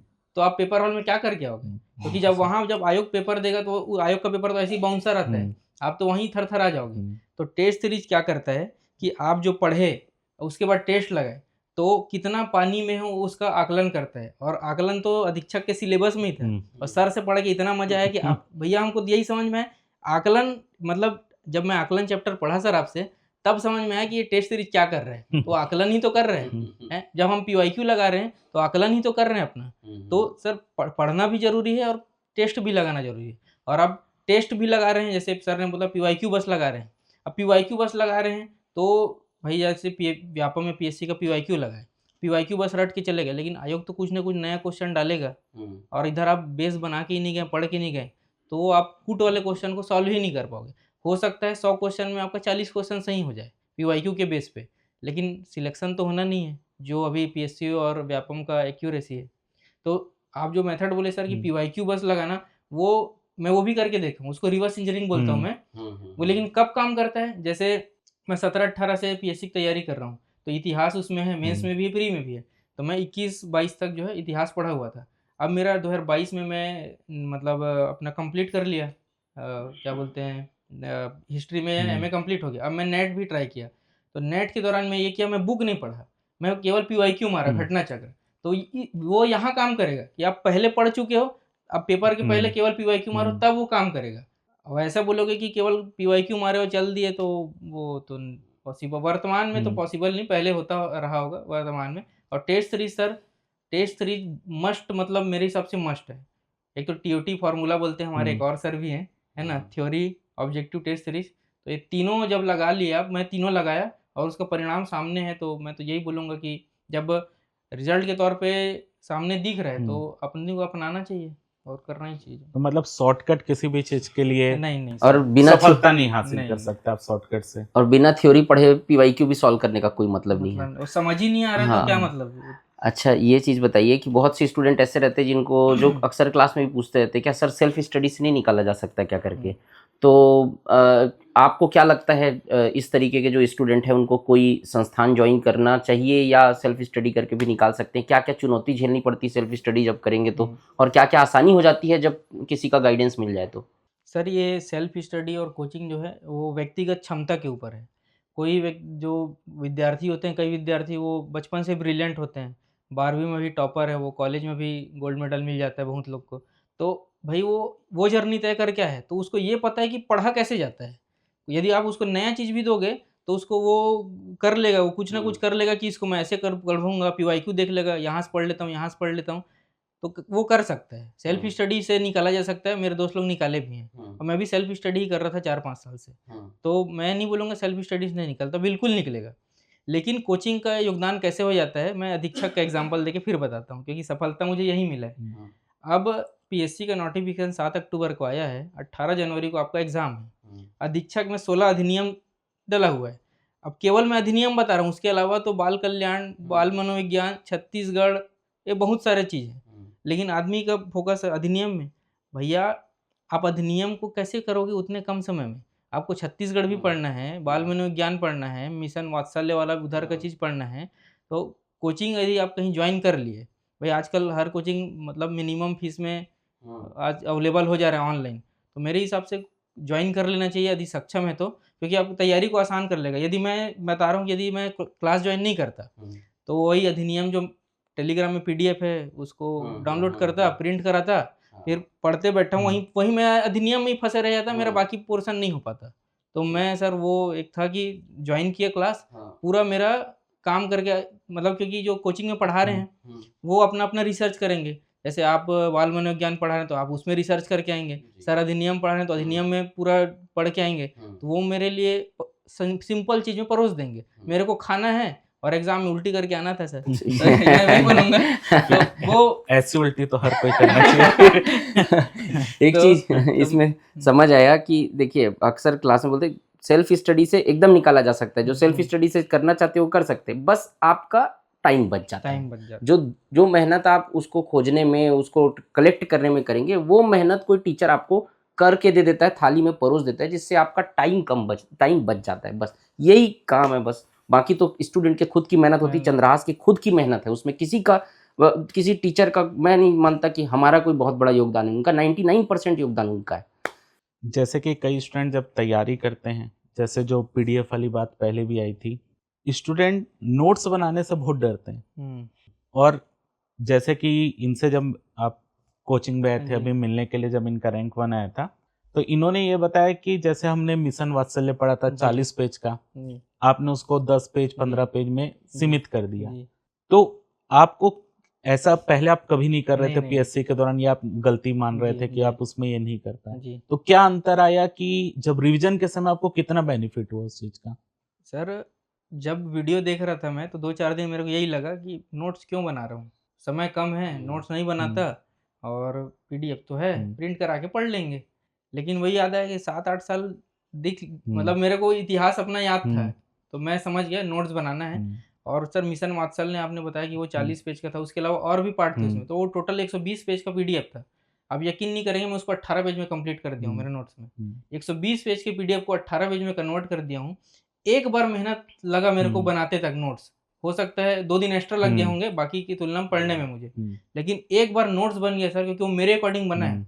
मैं लास्ट के 4 दिन का बताता हूँ, मैं लास्ट के 4 दिन में पूरे सिलेबस को 2 से 3 बार रिवाइज किया हूँ। पूरे सिलेबस छत्तीसगढ़ छोड़ के बाकी जो 100 क्वेश्चन का था, क्योंकि इतने कम पेज में मेरे नोट्स बन गए थे कि मैं लास्ट के 4 दिन में 2 से 3 केवल ऐसे देखना था, वो तो आंख में पूरा छपा हुआ था। और क्लास में सुने भी रहो तो माइंड में रहता ही है। नोट्स की बहुत अहम भूमिका है सर। और मैं पहले जो मेरा मेंस नहीं निकल रहा था, उसका कारण ये है कि मेरे पास नोट्स ही नहीं था। आधा नोट्स है और आधा बुक से पढ़ रहा हूँ।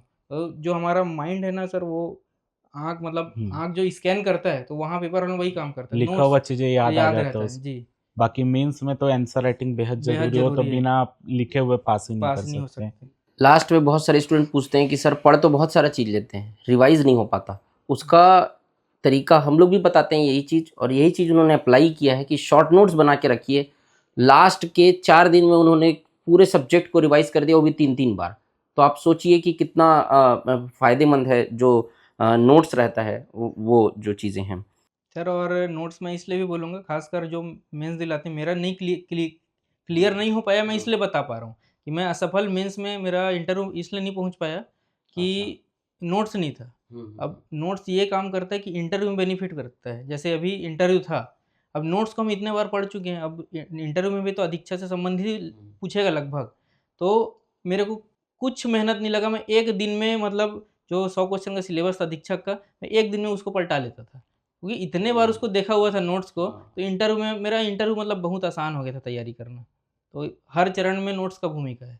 और अधिनियम के अलावा जो बाकी सब्जेक्ट थे जी, सिलेबस में, जी, उनकी तैयारी को कैसे मैनेज किया आपने? जो छत्तीसगढ़ था और बाल मनोविज्ञान का पोर्शन था, उसको जी, कैसे वाइंड अप किया पूरा? जी। सर एक तो पहले से मैं तैयारी कर रहा था, तो छत्तीसगढ़ मेरा पहले से पढ़ा हुआ था, तो छत्तीसगढ़ मेरे को केवल रिवीज़न करना था। तो मैं लास्ट के जो 40-50 दिन बचे थे, उसमें मैं बुक नहीं पढ़ा सर, क्योंकि पहले से पढ़ा ही हुआ था, प्रीलिम्स मेंस तो दे ही रहा था, मेंस 25 में भी दिया था। तो मैं लास्ट में उसके लिए पीवाईक्यू बस सॉल्व करता था। पीवाईक्यू बस सॉल्व करता था, क्योंकि समय कम था, 100 क्वेश्चन को उधर ज़्यादा हम्म, महत्व देना है। और उसके बाद रहा सर बाल मनोविज्ञान ये सब का। तो बाल मनोविज्ञान सर मैं पूरा श्रेय आपको दूँगा, क्योंकि मैं पूरा वीडियो आपका ही देखा हूँ। और मैं ये बताना चाहूँगा कि एक होता है पोस्ट लेने के लिए वो नोट्स बनाना और पढ़ना। आपसे जब बाल मनोविज्ञान में पढ़ा, तो मैं सर को आया था उस दिन बताया बताए भी थे। कि मैं नोट्स बना रहा था, पोस्ट लेने के लिए तो हर कोई पढ़ता है, मैं जिज्ञासा से पढ़ रहा था। आप जब थार्नाडाइक, पावलोव, स्किनर बताते थे, जब इतना डीप में बताया, तो जानवरों के प्रति भी प्रेम आ गया कि हमारे जीवन में उन्हीं का योगदान है। हम्म, रिसर्च तो उन्हीं पे हुआ है कुत्ता बिल्ली पे। तो वो नहीं रहते तो हम्म, हम आज मतलब रिसर्च नहीं हो पाता इस टाइप का। और आप मैं बाल मनोविज्ञान पूरा आपसे पढ़ा हूँ सर, वो उसका श्रेय आपको है बाल मनोविज्ञान का। वो आपकी मेहनत है कि इतना डेडिकेशन से आप तैयारी की, और इतना चुनौतियों से झेल के, और इतना लंबी तैयारी, इतना लंबे समय तक धैर्य रखना बहुत मुश्किल काम होता है। 8 से 10 साल तैयारी करने के बाद जो उनको सफलता मिली है, बहुत लंबी जर्नी उन्होंने तय की, बहुत लोगों को इंस्पिरेशन भी रहेगी। चंद्रास ये बताइए कि मान लेते आपका दीक्षा कभी नहीं होता, तो आपके पास आगे आप पीएससी की तैयारी कर कंटिन्यू करने वाले थे, और मे बी आप अभी भी पीएससी देंगे जहां तक मेरे को लग रहा है। जी सर। तो अगर एक स्टूडेंट को कब तक ऐसा करना चाहिए कि वो, जैसे कई स्टूडेंट उनका ऑप्शन कुछ रहता ही नहीं, वो हुँ, सिर्फ एक ही डायरेक्शन में चल रहे हैं हुँ, हुँ, कि हमको सीजीपीएससी क्लियर करना हुँ, है या यूपीएससी क्लियर हुँ, करना है, हुँ, हुँ। और जब अटेम्प्ट खत्म हो जाता है उनके पास और कोई ऑप्शन ऑप्शन रह नहीं जाता, तो क्या आप कोई प्लान बी लेकर चल रहे थे कि अपने को अगर ये नहीं हुआ तो आगे मेरे को ये करना है? हुँ, और अधीक्षक के बाद अभी आप और कौन कौन से एग्जाम की तैयारी करके देना चाह रहे हो? हुँ। सर अधीक्षक नहीं होता तो बहुत चुनौती हो जाता मेरे लिए। और मैं अपने मम्मी-पापा को बोलता भी था कि ये पद ना मेरे लिए आया हम्म, है करके मैं उनको बोलता था, हम्म, और मिला भी परिणाम उसका। लेकिन आपने कहा कि नहीं मिल पाता तो क्या हम्म, होता? नहीं मिल पाता तो सर पता नहीं मैं डिप्रेशन में सच में चले जाता हम्म, अभी, क्योंकि इसमें जो मेहनत किया था हम्म, बहुत मतलब अपने डिस्ट्रैक्शन को ज़ीरो करना है अपने आज के समय में एक चुनौती बहुत हो बड़ी गया। चुनौती है। उसको मैं पूरा ज़ीरो लेवल पे लाया। एकदम पूर्णतः ज़ीरो नहीं बोलूँगा, हम्म, लेकिन ला लिया था। हम्म, तो इसको पद तो मिलना ही था, और नहीं मिलता तो सर फिर प्रीलिम्स तो लगभग निकल निकल हम्म, रहे, वापस मेंस में ध्यान देता। हम्म, लेकिन इस बार मेरे लिए सोचना ज़रूरी हो जाता कि मंडी निरीक्षक के हम्म, सामने कि पोस्ट लिया जाए हम्म। कि मेंस दिया जाए। क्योंकि 7-8 साल जब हो जाता है तो बहुत प्रेशर, उम्र का भी प्रेशर है, फाइनेंशियल भी तो आपके प्रेशर हिसाब आता से है। कितनी उम्र तक तैयारी करनी चाहिए कॉम्पिटिटिव एग्जाम की? सर इसके लिए यूपीएससी बेस्ट है सर, मानक तय कर दिया है कि इस उम्र तक देंगे आप, इतना अटेम्प्ट देंगे, क्योंकि हम्म, यूपीएससी सही किया इसलिए बोलता हूँ, भाई जीवन है, जीवन को जीना है, हम्म, इसी में जीवन गुजार नहीं देना है। हम्म, क्योंकि कई बार होता है कि आदमी इसी को जीवन मरण का खेल मान लेता है कि पोस्ट चाहिए, हम्म। सरकारी नौकरी चाहिए, लेकिन सरकारी नौकरी के चक्कर में आप अपना जीवन ही पूरा बिता दिए और बचे जीवन को नहीं जी तो पा रहे, तो आपके हिसाब से प्लान भी रखना जरूरी होता है? प्लान भी सर स्टार्टिंग में एकदम आप फ्रेशर हैं तो मत रखिए, फुल फ्लेजेड पीएससी करिए, व्यापम कर रहे हैं व्यापम करिए। लेकिन हाँ 2-3 साल हो गए और नहीं हो पा रहा है, या 3 साल 4 साल लग हम्म, गए, और अटेम्प्ट पे अटेम्प्ट दे रहे हैं, आप ईमानदारी से मेहनत करें तब की बात है। नहीं हो रहा है तो प्लान भी कुछ रख सकते हैं। जैसे मेरा 17 से 22 तक नहीं हुआ, तो मैं एमए कर चुका था इतिहास में, तो मैं नेट ट्राई किया, नेट और सेट दोनों निकल गया, तो एक रास्ता खुल गया कि असिस्टेंट प्रोफेसर आएगा जी। तो वो दे सकते हैं। तो इस तरीके का एक बैकअप के तौर पे ऑप्शन रखा जा सकता है। एक चीज़ मैं और, स्टूडेंट को तो हम तो बताते रहते हैं, लेकिन आप सेलेक्ट हुए हैं, हाँ आप बताएँगे तो स्टूडेंट को ज़्यादा बेहतर लगेगा कि जैसे हम जो भी एग्ज़ाम सीजीपीएससी का देते हैं उसमें छत्तीसगढ़ मस्ट होता है। जी तो आप छत्तीसगढ़ के लिए कौन-कौन सी बुक फ़ॉलो किए थे आप? सर। एक मानक बुक बता दीजिए। जी, छत्तीसगढ़ के सर, पहली बात तो जैसे बच्चे कोचिंग करने जाते हैं, मैं भी कोचिंग करने गया था, है ना? तो जो मार्केट में कोचिंग की बुक आती, हुँ, चलो आप प्राथमिकता के तौर पे उसको पढ़ाई कर सकते हैं, क्योंकि भाई बेस आपका आधार बन रहा है हुँ, तो आप पढ़ लिए, कोचिंग जा रहे हैं तो। और जो कोचिंग नहीं जा रहे हैं उनको मैं सलाह ज़रूर दूँगा सर, कि आप जैसे छत्तीसगढ़ तैयारी कर रहे हैं तो छत्तीसगढ़ भूगोल के लिए आप एलन वर्मा ही पढ़िए। पूरा लास्ट का 6 साल 1 साल का जो पीएससी का एग्ज़ाम है, हुँ, पूरे क्वेश्चन भूगोल के एलन बिल्कुल, वर्मा से आए। बिल्कुल। इतिहास पढ़ना है तो आप समग्र छत्तीसगढ़ पढ़िए और राम कुमार बिहार का बुक पढ़िए। और जनजाति पढ़ना है तो टी.के. वैष्णव, बिल्कुल, और यदि आपको और डीप में जाना है तो टीआरटीआई जो वेबसाइट है, बिल्कुल। वहाँ से पढ़ सकते हैं।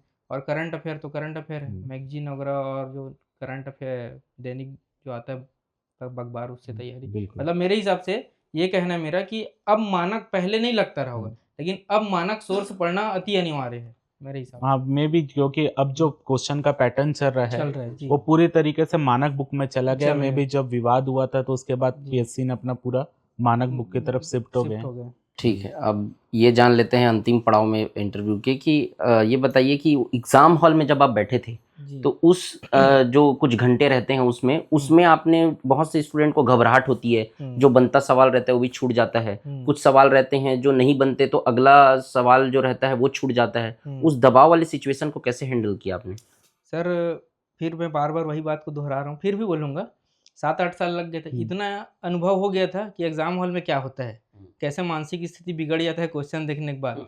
तो सर, इस एग्ज़ाम के लिए मैं ये किया था कि एग्ज़ाम के 15 दिन पहले मैं तैयारी तो भई सिलेबस का करना ही है, लेकिन मेरे को ये ज़रूर समझ में आ गया था कि एग्ज़ाम सिलेबस के अलावा वो 3 घंटे का भी करना है, क्योंकि 3 घंटे में डिसीज़न होगा कि आप पास हो गए कि फेल हो गए।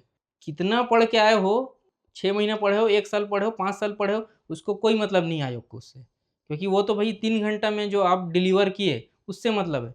तो सर, मैं वो 3 घंटे के लिए ना 15 दिन पहले से ही माइंडसेट बना लिया था। मैं अपने वॉइस को ही रिकॉर्ड करके रखता था कि मैं ऐसे-ऐसे टेस्ट दे रहा हूँ, टेस्ट में सर परफॉर्मेंस समझ में आ हुँ, जाता है। क्योंकि आपका टेस्ट में जैसे दिमाग काम कर रहा है, वैसा ही तो एग्ज़ाम हॉल में आपका बिल्कुल। दिमाग वैसे ही काम करेगा। तो मैं वॉइस रिकॉर्डिंग में रिकॉर्ड करके रखता था कि चंदन देख, तेरे को पहले ऐसे सॉल्व करना है, पहले चरण में ये क्वेश्चन को सॉल्व करना है, जो केवल हुँ, बनेंगे तेरे से, दूसरे चरण में इन क्वेश्चन को, हुँ। फिर तीसरे चरण में, 3 चरण का मैं मेथड रखा हाँ, हुआ एक था। प्रक्रिया बता दीजिए आप, स्टूडेंट जो पेपर सॉल्व कर रहे हैं, जो आप 3 हुँ, चरण बोल रहे हो, हुँ। आप थोड़ा-सा एक्सप्लेन कर दीजिए उसको। सर, जैसे 3 चरण में मैं सॉल्व करता था, तो पहले चरण में केवल उन्हीं क्वेश्चन को सॉल्व करता था, जो आते हैं। मतलब दिखा और बन गया, केवल वहाँ। जैसे वहाँ पुट में दिया है और थोड़ा भी आप फँस रहे हैं, तो थोड़ा भी नहीं फँसना है, उसको स्किप कर दो। आपसे बनेगा वो, हुँ, लेकिन उस टाइम स्किप करना है। उस टाइम जितना जल्दी, और जो आपको एकदम टू द पॉइंट फैक्ट हुँ, दिख रहा है, आप तुरंत पढ़ के आएँ, तुरंत मारो, और उसको, वो 1 राउंड हो गया। हुँ, और 1 राउंड के बाद से दूसरा राउंड शुरू करने से पहले, बहुत लोग ये गलती करते हैं कि दूसरा राउंड भी शुरू कर दिए, तीसरा भी शुरू कर दिए, गोला को लास्ट में भर रहे हैं। हुँ, मेरा ये था सर, पहले राउंड में जो एकदम सटीक बन गया है, आप जैसे ही सटीक क्वेश्चन बने, हुँ, तुरंत उसको गोला भरो, ताकि आपका श्योर हो जाए मैं जो सटीक हुँ। बना है उसका वो परफेक्ट गोला। हड़बड़ी में कभी गलत भी हाँ, हो जाते हैं क्योंकि आप फिर। बाद में भरोगे, तो वो फिर आपका गोला आगे-पीछे भी हाँ, होता है बहुत बिल्कुल। सारा। तो क्योंकि आपका जब सही-सही बन गया, उसका गोला सही भराना हुँ, चाहिए। तो मैं सटीक बनाने के बाद पहले सबको गोला भरता था, फिर दूसरे चरण की प्रक्रिया अपनाता था। तो उसमें जो, जैसे दिमाग लगाना है, तर्क हुँ, शक्ति से बन रहा है, जैसे सही जोड़ी मिलाव हुँ, है, या ऑप्शन काट के बन रहा है कि 2 ऑप्शन काट दिए, हुँ, बाकी उत्तर बच रहा है, वो उत्तर होगा। तो इस टाइप के प्रश्नों को सही जोड़ी मिलाओ, है ना? इन लोग को, तो कथन कारण को हुँ, सॉल्व करता था। और तीसरे चरण में सर उन क्वेश्चन को सॉल्व करता था जो 2 ऑप्शन, जिसमें 2 ऑप्शन कट गए, हुँ, अब 2 बच रहे हैं। अब 2 में 50-50 है। चूँकि वर्तमान परिदृश्य में जो कट हुँ, ऑफ जा रहा है, तो आपको 2 में रिस्क लेना ही पड़ेगा। बिल्कुल। रिस्क ले नहीं लोगे तो आप वहाँ कट हुँ, ऑफ, तो मतलब रैंक लगाना मुश्किल है। तो उसके बाद जो, मतलब 2 चरण में सॉल्व कर लिए, तीसरे चरण में कैलकुलेटेड रिस्क लेना हुँ, है। मैं ये नहीं कह रहा हूँ कि जो 2-2 ऑप्शन बच रहे हैं, हुँ, 50% सबको मार दो। भाई आप वो हुँ, सॉल्व किए हो तो पता चल जाता है कितना मेरे को हुँ। सॉल्व करना चाहिए। तो तीसरे चरण में, जिसमें 2 50-50% वाला है, उसको सॉल्व करो। और ये। जैसे एग्ज़ाम में कई स्टूडेंट ऐसे रहते हैं, जो तुक्का मारते हैं कि उनको नहीं भी पता है तो नहीं बन रहा है तो वो बना के ही चले जाते जी। हैं। तो आप कितना चांस लेते थे किसी में भी तुक्का मारना है कि नहीं मारना है, या जैसा आप बताए कैलकुलेटेड लिए जी। और इस जी। तो आपका पहले राउंड में कितना नंबर आया और उसके बाद आपने कितने क्वेश्चन में चांस लिया था इसमें? सर अधीक्षक में 150 क्वेश्चन था, तो मेरा पहले राउंड में सर 105 क्वेश्चन बन गया था। मतलब हो सकता है कभी-कभी ये होता है सर, जो हमको परफेक्ट पता रहता है, वो भी गलत हो जाता है, क्योंकि हम अब 3 घंटे में प्रेशर है, सॉल्व करना है। ज़रूरी नहीं है कि अभी अधिनियम भी है, बाल मनोविज्ञान भी, छत्तीसगढ़ भी है, इतने डायमेंशन को आप नचाओगे, तो कभी-कभी जो पढ़ा हुआ है वो भी गलत हो जाता है। लेकिन बिल्कुल। मेरे पहले राउंड में 150 में 105 सॉल्व हो गया था। अब 105 सॉल्व हुआ तो मेरे को जो टेस्ट देता था, तो एक भई वहाँ रैंक जारी होता था, तो मेरे को अनुमान लग गया था कि बाकी लोग क्या पढ़ के आए हैं। भाई मैं भी तो वही पढ़ के जा रहा हूँ, तो बिल्कुल। अनुमान लग जाता है कि आगे कितना जाना है। तो मैं सोच लिया था कि 105 मेरा परफेक्ट सही हो गया, अब मेरे को 130 के आसपास, 125-30 के आसपास जाना चाहिए, रिस्क लेना है। तो फिर सेकंड राउंड में मैं जो कथन कारण है, कूट वाले, उनको सॉल्व किया, तो वो 125 तक पहुँच गया मैं। अब 125 के बाद सर डबल ऑप्शन में तुक्का मारना है, मतलब 2 ऑप्शन कट गए, 50% है। तो ऐसे करते-करते मैं 137 तक पहुँचा। अब 137 के बाद जो क्वेश्चन बचे थे, मैं पेन को बंद करके जेब में डाला। मैं मतलब क्योंकि वो लगेगा, मैं खोल के देख रहा जितना हूँ, देर बैठेंगे जो उतनी देर जितना देर लगे, लगेगा। क्योंकि बना ले, ये भाई ये ह्यूमन नेचर है हाँ। सर, वो बोलेगा ही दिमाग कि पढ़ गया है, बना ले, रिस्क ले ले, क्या पता तुक्का सही हो जाएगा। लेकिन नहीं, 137 बनाने के बाद मैं पेन ढक्कन बंद किया और जेब में रखा, क्योंकि मैं टेस्ट दे रहा था सर आपके यहाँ कोचिंग संस्था में, तो मैं जब 150 अटेम्प्ट किया, तो माइनस में आके नीचे हो गया, स्कोर भी नीचे, रैंक भी नीचे। लेकिन जब मैं 125-130 सॉल्व करता था क्वेश्चन, तो उतना माइनस नहीं होता था और स्कोर भी अच्छा आता था। तो मैं माइंडसेट बना के गया था कि मेरे को 3 चरण में सॉल्व करना है और इस लेवल तक जाना है। क्योंकि सर एक अब रिसर्च पेपर मेरे सामने नहीं है, लेकिन रिसर्च है, उसमें मैं बता सकता हूँ कि टॉपर लोग जो हैं, अब खासकर चाहे कोई भी एग्जाम हो, रैंक 1 आता है, तो 82 से 88% का एक एवरेज मानक तय किया गया कि वहाँ तक जो है टॉपर सॉल्व करता है। ऐसा मेरे को पढ़ा में तो दिख गया, तो वही माइंड सेट, मतलब माइंड में गया कि यार अपने को, क्योंकि भाई आयोग पेपर सेट कर रहा है, उसको भी पता है कि कुछ क्वेश्चन ऐसे देना है ना जो विद्यार्थी ना बना पाए, वो नर्वस होने के लिए हाँ, देते हैं। तो बिल्कुल। वो प्रिपरेशन था मेरा कि इतना छोड़ना करके, तो 137 में अटेम्प्ट किया और उसका सर एक्यूरेसी भी मिला कि 120 क्वेश्चन सही हो गए। बिल्कुल, बहुत बहुत बढ़िया। और चंद्रहास, ये बताइए, अपनी पूरी जर्नी को आप एक वर्ड में डिफाइन करेंगे तो क्या कहेंगे? एक वर्ड में डिफाइन करिए पूरी जर्नी को। ये सर, ये तैयारी वाले जर्नी को मैं 2-3 वर्ड बता देता हूँ बस। हाँ, बताइए। एक है धैर्य, क्योंकि 7-8 साल लगातार मेहनत करना और एक भी एग्ज़ाम में सिलेक्शन ना होना, तो आपको धैर्य रखना पड़ेगा। मतलब मैं एक वर्ड बोलूँगा तो धैर्य, ठीक?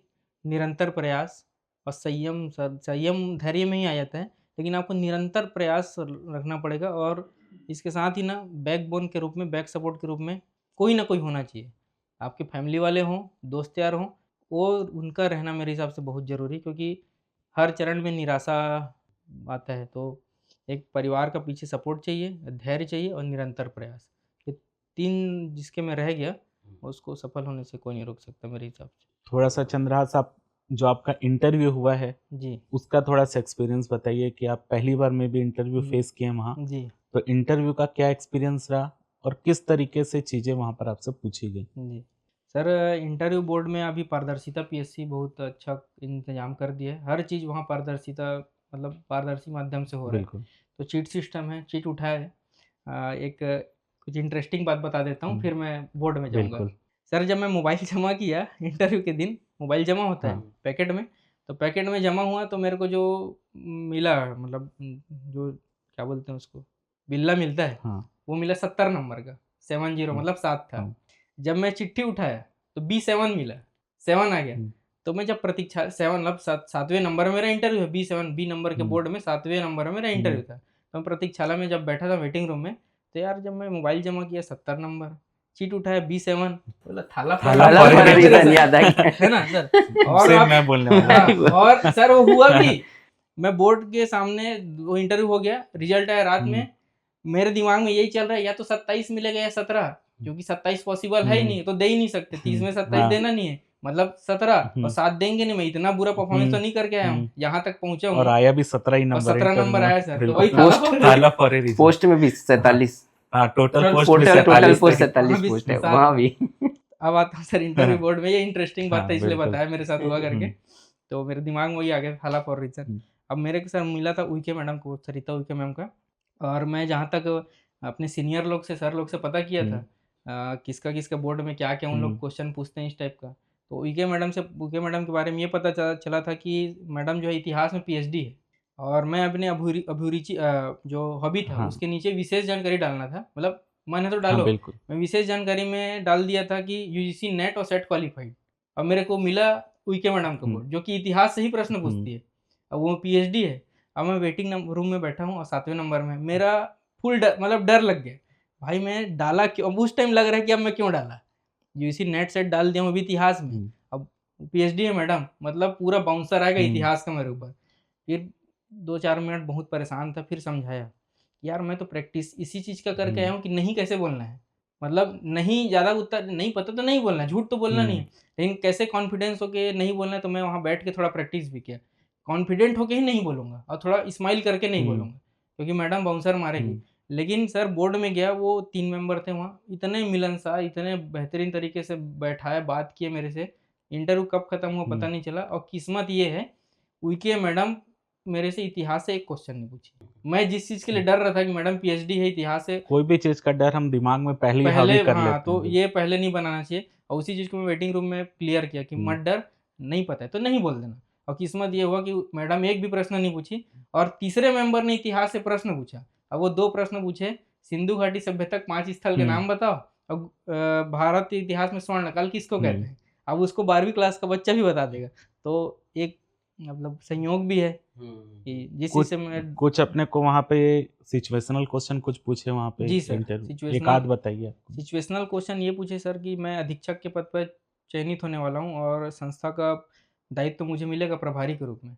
यदि मैं वहाँ का प्रभारी हूँ, अधीक्षक बना हुआ हूँ संस्था में, और संस्था में ही के कुछ कर्मचारी किसी बालिका के साथ कोई लैंगिक अपराध कर देते हैं या कोई हिंसा कर देते हैं, तो आप संस्था के प्रभारी हैं, तो आपका सबसे पहला कर्तव्य क्या होगा।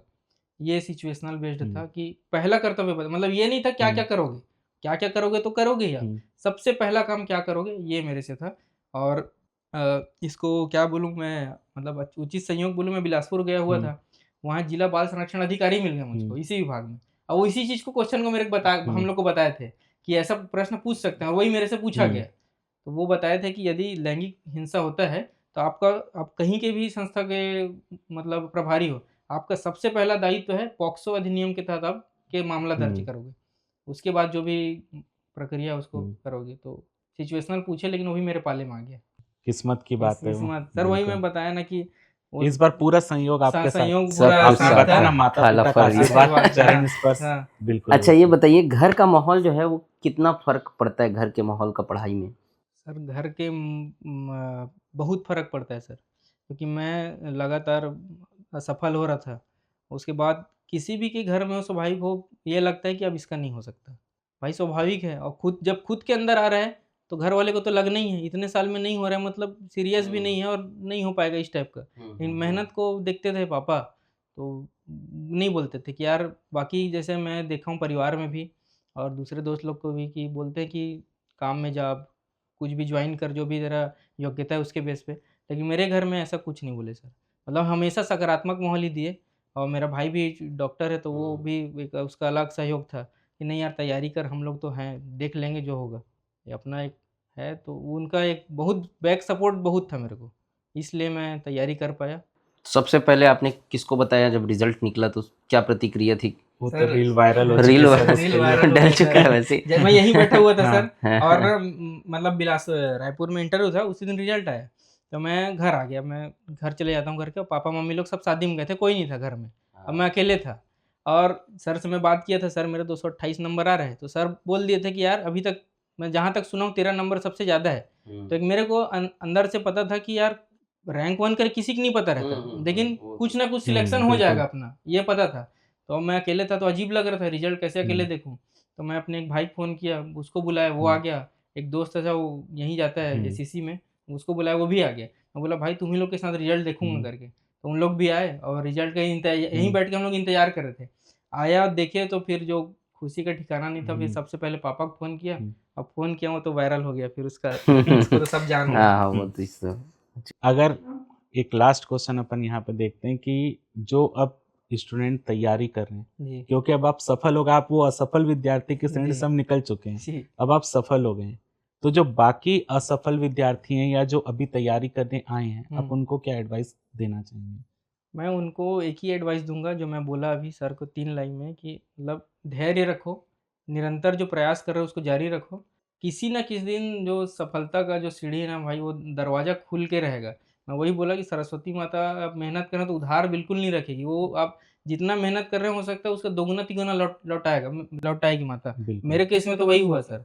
आज तक कुछ नहीं मिला था, मिला तो सीधा रैंक 1। रैंक तो मैं यही मेरा सलाह रहेगा कि आप जो है निरंतर प्रयास करते रहें, अपने ऊपर विश्वास रखें, और यदि कोई आजू-बाजू बोलता भी है कि कब तक पढ़ेगा, क्या करेगा, तो उनको बोलने दो। क्योंकि आपका विज़न यदि क्लियर है, तो नदी के विपरीत धारा में भी बहना पड़े तो बह लेना। जो बोल रहे हैं सुन लो उसका, उनको जवाब मत दो। बिल्कुल। आप केवल चुपचाप सुन लो, हाँ भाई तू सही बोल रहा है, हाँ परिवार वाले बोल रहे हैं तू सही बोल रहा है। अपना विज़न क्लियर है, अपना उसी दिशा में मेहनत बिल्कुल। करेंगे और सफलता मिलता है सर। बहुत बहुत धन्यवाद चंद्रहास। धन्यवाद सर। बहुत चीज़ें आपसे सीखने के लिए हमको भी मिला, जी, हमने भी आपके बारे में जाना और स्टूडेंट ने भी आपसे बहुत चीज़ें सीखा होगा। जी। अंत में शुभम सर कुछ बताना चाहेंगे? बहुत बहुत बधाई हो चंद्रहास। आप धन्यवाद सर। हम पूरी टीम के साइड से अपनी आपको शुभकामनाएं देते हैं कि आप जी। इतना लंबा जर्नी तय करके इतनी बड़ी सफलता हासिल किए हैं। जी, आपकी आने वाली जो ज़िंदगी है जी, वो भी बहुत अच्छी रहे, बहुत खुश रहें आप जीवन में, और बहुत अच्छा अपने पद पे काम करें। जो जिम्मेदारी आपको मिली है वो आप अपने जूनियर्स को बताएं। मैंने कॉल पे भी आपको कहा था जी, कि जी, अपने और भी आने वाले जो लोग हैं जो तैयारी कर रहे हैं, जी, लगातार जितना आप हो सके जी। उनको भी योगदान करते रहिए। जो आप धोखा खाए हैं जी, वो उनके जीवन में ना आए, वो और वो जी। कैसे उससे निपटें जी, वो आपने बहुत देखा है। जी, तो उनसे शेयर करते रहिएगा, जी। और आपका जो पद है उसमें जितने भी ज़रूरतमंद लोग हैं उनके लिए उससे काम योगदान करते रहिएगा। बहुत बहुत सर, मेरा एक वो है कि जैसे आपने लास्ट में कहा कि आप इतना लंबा समय तक कैसे सस्टेन कर पाए इस फ़ील्ड में, क्योंकि असफलता, आदमी 2 साल आप असफल होता है, पंखे में लटक जाता है। मतलब ऐसा देखने को मिलता है हमको। हाँ।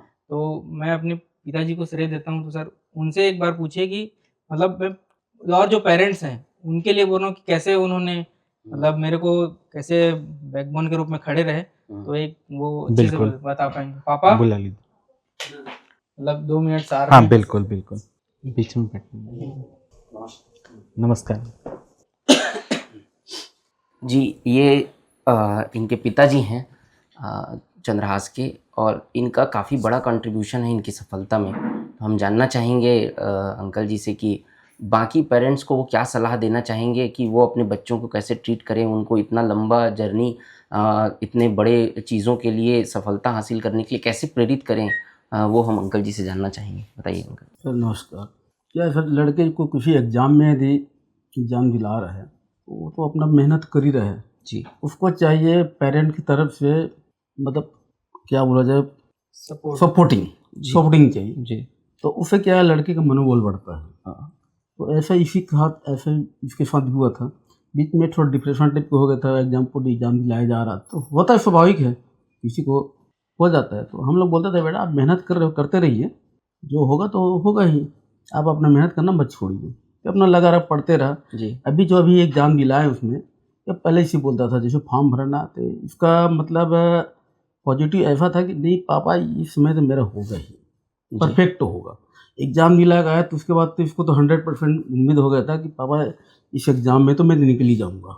इंटरव्यू दिला गया, उसके बाद ये पूरा मिलान किया, बताया पापा मेरे तो होना ही है, श्योर है। मतलब इसका थिंकिंग ये था कि इस समय मेरा होना ही है, कुछ भी हो जाए। अच्छा, पहले बात क्या है, ये सुबह उठता था, सबसे पहले हम लोगों को आशीर्वाद देता था, और ये बोलता था कि मम्मी पापा मेरे को फर्स्ट रैंक का आशीर्वाद दीजिए। हम लोग बिल्कुल आशीर्वाद देते थे, ऊपर वाले आपका मनोकामना पूर्ण करें। कि इसको स्वास्थ्य ऊपर वाले और माता पिता से वही आशीर्वाद इसको भी मिला, और इसका भी मेहनत है साथ में। तो मैं वही बोलता हूँ सभी पेरेंट्स को कि अपने बच्चे को, लोगों को थोड़ा उसको प्रोत्साहन कीजिए पढ़ाई में, ताकि उसका मोटिवेशन ठीक सही रहे और अपना काम पढ़ाई अच्छे से करता रहे। जी। पूरे पेरेंट्स जो हैं, क्योंकि हमारा भी ऐसा मानना है, मैं अक्सर क्लास में कहा करता हूँ कि जब भी कोई स्टूडेंट तैयारी करता है तो उसके साथ पूरा परिवार तैयारी करता है, वो भी उतने ही मेहनत करते हैं उसके साथ, और दोनों की मेहनत से वो जो बच्चा है वो इतनी बड़ी सफलता हासिल करता है। तो अंकल जी का भी बहुत बड़ा योगदान है चंद्रहास की सफलता में। बहुत कुछ जानने के लिए मिला हमसे। तो बहुत बहुत धन्यवाद अंकल जी। बहुत आप धन्यवाद, बाकी बहुत पेरेंट्स से मैं उम्मीद करता हूँ कि उनको बहुत कुछ सीखने के लिए मिलेगा जी आपसे, और आपने कितना सपोर्ट किया उनका, उनके लिए धन्यवाद बहुत बहुत हमसे जुड़ने के लिए। तो हम लोग एंड पे पहुँच चुके हैं। चंद्रहास को तो हम बधाई भी दे चुके हैं और उनकी पूरी जर्नी को जान चुके हैं। हमारी पूरी टीम की ये उम्मीद है कि आपको बहुत कुछ इस इंटरव्यू से सीखने को मिलेगा। हम सीधे सीधे इनके घर आए, इन्होंने बुलाया, उसके लिए बहुत बहुत धन्यवाद। और बहुत सारे इनके साथ साथ इनकी फैमिली से भी आप मिले कि उन्होंने भी किस तरीके से इनके साथ मेहनत की। तो पूरी जर्नी को चंद्रहास के मैं कुंवर बेचैन की पंक्ति है कुछ, उसी से डिफाइन करना चाहूँगा कि हो के मायूस न यूँ शाम से ढलते रहिए, जिंदगी भोर है सूरज से निकलते रहिए, एक ही ठाव पे ठहरेंगे तो थक जाएंगे, धीरे धीरे ही सही राह पे चलते रहिए। तो रुकना नहीं है, चलते रहना है। और चलते चलते इस क्रम में 47 लोग का जो सिलेक्शन हुआ है उनमें रैंक 1 है ये। अभी 32 और लोग हैं जो जिनका सिलेक्शन हुआ है हमारे संस्थान से, उनसे भी आपको रूबरू कराएंगे और देखने के लिए मिलेगा कि उनकी भी क्या जर्नी रही है। तो जुड़े रहिए हमसे, मिलते हैं जल्दी। धन्यवाद।